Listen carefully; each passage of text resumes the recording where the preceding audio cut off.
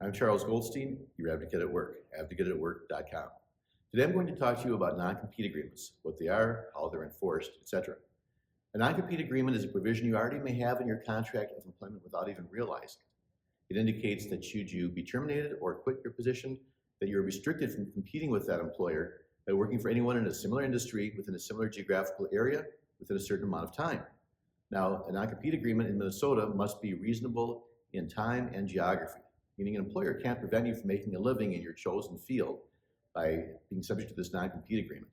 And in fact, if challenged, a judge can carve out what the judge thinks is reasonable for provisions for you to be unable to compete with that past employer.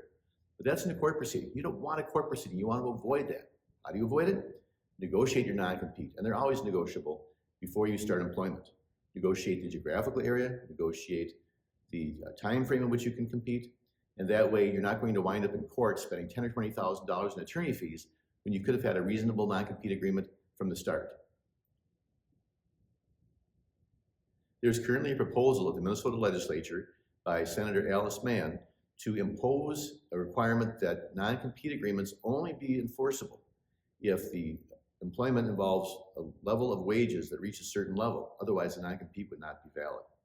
This is a wonderful opportunity to expand employee rights, and I've been asked to testify before a committee upcoming in support of that legislation, which I proudly plan to do. So the bottom line is make sure that you negotiate a non-compete with your employer prior to starting your employment, so it's part of the contract. But just as importantly, once there is a non-compete agreement in place, be very careful not to do anything that could be construed to be in violation of the non-compete agreement, because you could wind up back in court for no good reason, spending a lot of money when it could all be worked out in advance with the help of a lawyer. I'm Charles Goldstein, advocate at work, advocateatwork.com.